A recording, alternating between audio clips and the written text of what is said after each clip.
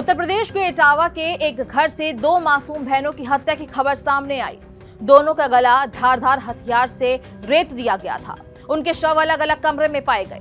घटना के समय दोनों बहनें ही घर पर मौजूद थी। ग्राम बहादुरपुर निवासी जयवीर पाल के 4 बेटे और 3 बेटियां थी।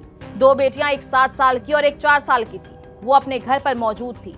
जयवीर पाल अपनी पत्नी के साथ घर से बाहर गए हुए थे। वहीं उनकी बड़ी बेटी अंजलि खेत में चारा लेने गई थी, जबकि 2 भाई बकरा चुराने गए थे और बाकी 2 घर के बाहर खेल रहे थे।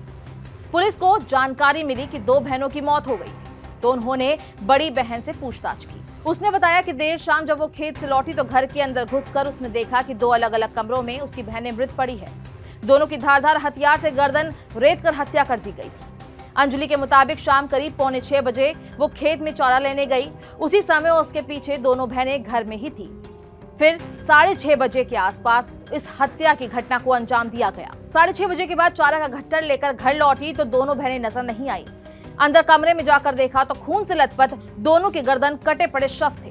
पुलिस ने जब गहन जांच की तो हत्यारे का पता भी चल गया।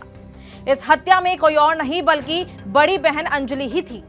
बहन ने अपने प्रेमी के साथ मिलकर इस हत्या को अंजाम दिया था। पुलिस ने हत्यारी बहन को गिरफ्तार कर लिया, जहां उसने अपना जुर्म भी कबूल कर लिया। अब आपके मन में सवाल होगा कि एक बहन ने अपनी 2 मासूम बहनों को क्यों मारा। आपको बता दें कि पास के एक गांव के एक लड़का उनके घर आया था और अंजलि से लगातार बातें कर रहा था।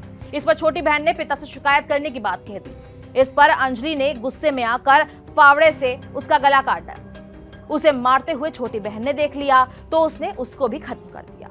उसके बाद खून से सने फावड़े को पानी से धोया और शाम करीब 6:30 बजे अपने माता पिता को उनके मरने की सूचना दे दी।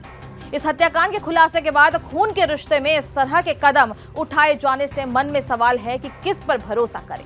इस वीडियो में बस इतना ही। इसको लाइक और शेयर करें। देश और दुनिया की अपडेट्स के लिए दैनिक जागरण को सब्सक्राइब कीजिए और खबरों से जुड़े रहने के लिए हमारे व्हाट्सएप चैनल को जरूर आज ही फॉलो करें।